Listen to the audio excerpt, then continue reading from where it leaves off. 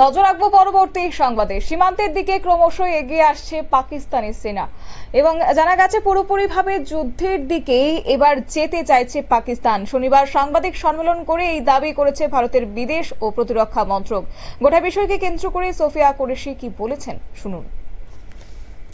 Employing multiple threat vectors all along the western border, Pakistan employed UCAV, drones, long-range weapons, loitering munitions and fighter aircrafts to target civilian areas and military infrastructure. Pakistan military also resorted to air intrusions using drones and firing of heavy caliber weapons along the line of control. Along the international border and the line of controls, air intrusion and several harassment attacks were also attempted from Srinagar till Nalia at more than 26 locations. Indian Armed Forces successfully neutralized these threats and majority of the vectors. However, limited damage was sustained to equipment and personnel at Indian Air Force stations at Udhampur, Pathankot, Adampur and Bhuj.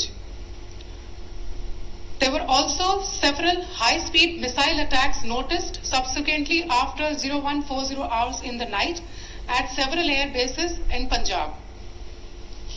In a deplorable cowardly act, targeting of civilian infrastructure also had taken place, where Pakistan attacked the Medicare center and school premises at the air bases of Srinagar, Avantipur and Udhampur, yet again displaying irresponsible targeting of our civilian infrastructure. In a swift and calibrated response, Indian Armed Forces carried out precision attacks only on identified military targets. These included technical infrastructure, command and control centers, radar sites and weapon storage areas. Pakistan military targets at Rafiqi, Murid, Chaklala, Rahim Yar Khan, Sukur and Chunya were engaged using air-launched precision weapons from our fighter aircraft. Radar site at Pasroor and Sialkot Aviation Base were also targeted using precision munitions. While carrying out these responses, India ensured minimum collateral damage. Pakistan has also attempted to execute a continued malicious misinformation campaign with claims of destruction of Indian S-400 system at Adampur, destruction of airfields at Suratgarh and Sirsa, BrahMos base at Nagrota, RT gun positions at Dehran Yari and Chandigarh forward ammunition depot, with heavy damages to other military stations being propagated on social media.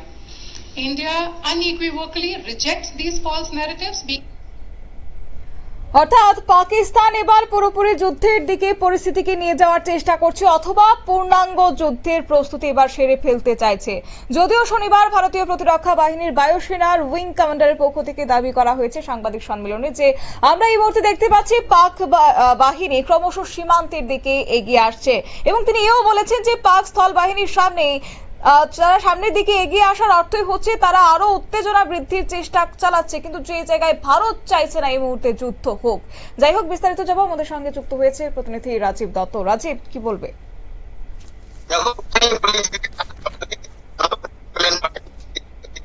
যিনি বিক্রম মিস্ত্রি, আমাদের যোগাযোগ বিচ্ছিন্ন হচ্ছে, তবে আমরা দুঃখিত। তারই মধ্যে জানিয়ে রাখছি আজকে শনিবারই ভারতীয় প্রতিরক্ষা মন্ত্রকের পক্ষ থেকেও সেই দাবিটাও করা হচ্ছে যে বর্তমান পরিস্থিতিকে রীতিমতো এক প্রকার উত্তেজনা সৃষ্টির চেষ্টা চালাচ্ছে পাকিস্তান। রাজীব, শোনা যাচ্ছে? রাজীব, কি আমাকে শোনা যাচ্ছে?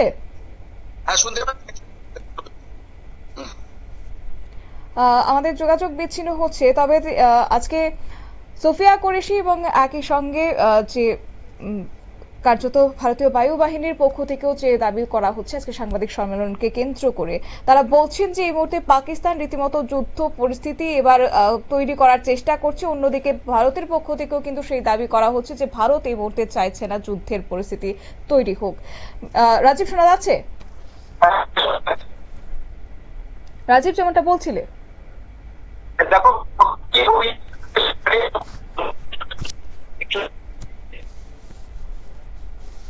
দুঃখিত, আমাদের যোগাযোগ বিচ্ছিন্ন হচ্ছে। তবে তারই মধ্যে জানিয়ে রাখি যে অপারেশন সিন্দুরের পর থেকে রীতিমতো কিন্তু পাকিস্তানের এবার বিধ্বস্ত পরিস্থিতি তৈরি হয়েছে, কিন্তু সেই জায়গা থেকে কোনোভাবেই যেন পাকিস্তান তাদের লাগাম টানতে তারা পারছে না। পাক স্থলবাহিনীর সামনের দিকে এগিয়ে আসার অর্থই হচ্ছে তারা আরো উত্তেজনা বৃদ্ধির চেষ্টা চালাচ্ছে।